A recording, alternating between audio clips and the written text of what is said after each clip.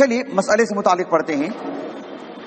یہ جو مسئلہ ہے اس مسئلے کو پڑھنے سے پہلے اس حدیث سے متعلق ایک بات ہے، وہ یہ کہ یہ حدیث امام بخاری رحمہ اللہ کے افراد میں سے ہے. امام بخاری کی افراد میں سے ہے، یعنی امام بخاری رحمہ اللہ اس حدیث کو لانے میں منفرد ہیں. صحیح مسلم میں حدیث نہیں ہے. امام بخاری رحمہ اللہ کی جو افراد ہیں، ابھی وہ جو کتاب ہے دیکھا آپ نے، تلبیۃ الامانی بافراد الامام البخاری، اس میں بھی اس حدیث کو لائے ہیں یہ بتانے کے لیے کہ یہ حدیث امام بخاری رحمہ اللہ کے افراد میں سے ہیں. 159 صفحہ نمبر دیکھیے آپ. امام حاکم رحمہ اللہ اپنی المستدرک علی الصحیحین میں اس حدیث کو لانا چاہیے تھا نہیں لانا چاہیے تھا؟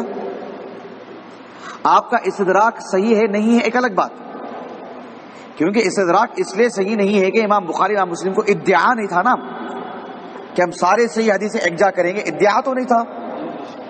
لیکن امام حاکم کو مقصود کیا تھا؟ جب لوگ کہنے لگے کہ بھئی آپ کے پاس صحیح بخاری صحیح مسلم اتنی ہی صحیح حدیثیں کیا اور بھی صحیح حدیثیں نہیں ہیں اس معیار کی، تو اس غیرت میں آ کے کتاب لکھا آپ نے، مقدمے میں لکھا ہے نا امام حاکم نے، اس غیرت میں آ کے لکھا آپ نے کہ اس درجے کی اس معیار کی اور بھی صحیح حدیثیں ہیں جو امام بخاری امام مسلم نہیں لائے.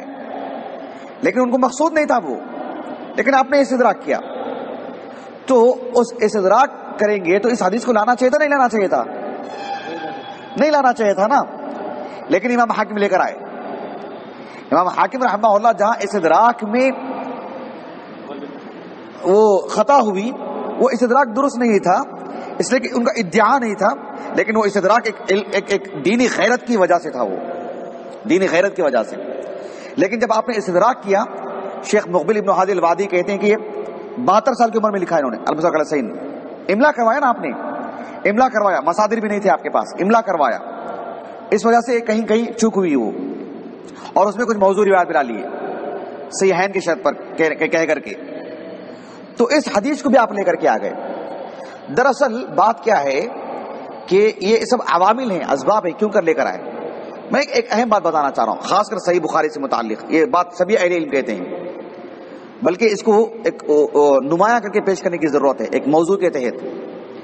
کہ ایک حدیث آتی ہے تو ہم کہتے ہیں کہ حدیث صحیح بخاری میں صحیح مسلم میں ہے، تو کہاں ہو سکتی ہے ہم جا کے دیکھتے ہیں.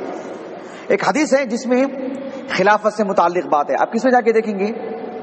کتاب الامارہ میں. ایک حدیث ہے جس میں کچھ فتنوں کا ذکر ہے، آپ کس میں جا کے دیکھیں گے؟ کتاب الفتن میں. ایک حدیث ہے اس میں کچھ احکام ہیں، طہارت کے مسائل ہیں، کس میں جا کے دیکھیں گے آپ؟ کتاب الطہارہ میں. اس کو اس کے مضان میں جا کے دیکھنا. صحیح بخاری میں یہ چیز بہت دشوار ہے، کچھ احادیث تو بہت آسانی کے ساتھ. کبھی تعجب ہوتا ہے کہ اس کو کتاب المغازی میں لائے امام بخاری، کتاب الصلاح میں لانا چاہیے تھا. اس کو کتاب الایمان والنذور میں لے کر آئے، اس کو تو کتاب الحج میں ہونا چاہیے تھا. تو وہ ایک حدیث پڑھ کے ہم کیا دیکھتے ہیں؟ کتاب الحج میں جا کے دیکھتے ہیں صحیح بخاری میں، پوری صحیح بخاری کی کتاب الحج میں نہیں ہے تو ہم سمجھتے ہیں کہ صحیح بخاری میں نہیں ہے. کتاب الحج میں نہیں لائے تو نہیں لائے. تو یہ جو امام حاکم ہیں انہوں نے صحیح بخاری میں جتنی کتابیں ہیں انہی نام سے کتابیں موسوم نہیں کی ہیں. بات واضح ہو گئی.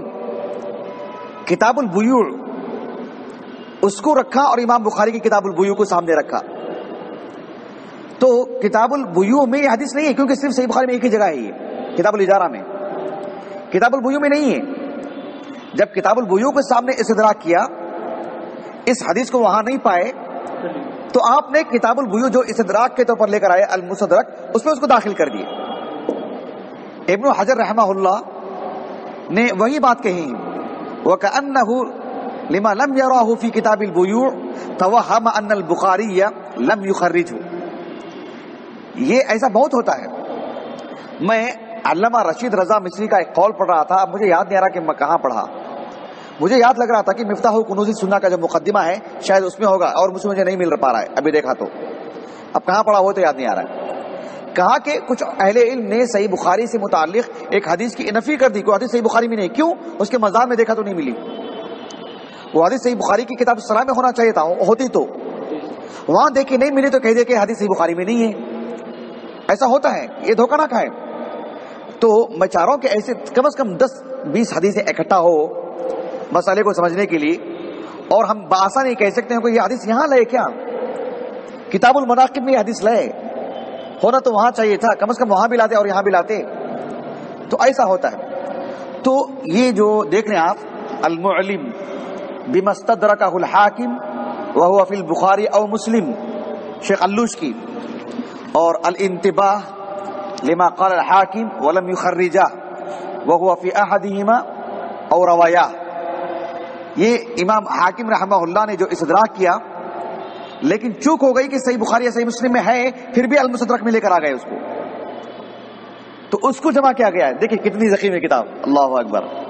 لیکن امام حاکم رحمہ اللہ سے کبھی جو استدراک ہوتا ہے نا کہ حدیث صحیح بخاری میں ہوتی ہے، اس کو نہیں لانا چاہیے نا، اس کو نہیں لانا چاہیے، لیکن ہوتی ہے صحیح بخاری میں تو نہیں لانا چاہیے، لیکن یہ کبھی لا لیتے ہیں امام حاکم، تو اس پر یہ انتباہ کرنا تھا نا، وہ کبھی انتباہ یہ نہیں کرتے، ان سے کبھی چوک ہو جاتی ہے۔ ایسا ایک حدیث سے مجھے ملی ہے، میں نے ایک پروگرام میں دکھایا تھا، جو ام حبیبہ کے سے متعلق جو پروگرام تھا اس میں بتایا تھا میں کہ جو انتباہ نہیں ہو سکا، وہ کہ وہ منتبہ نہیں ہو سکے اس سلسلے میں۔ چلیے یہ کچھ باتیں تھیں کہ یہ حدیث المستدرک علی الصحیحین میں ہے، جبکہ نہیں ہونا چاہیے تھا، اس لیے کہ ہماری آنکھوں کے سامنے یہ حدیث صحیح بخاری میں موجود ہے۔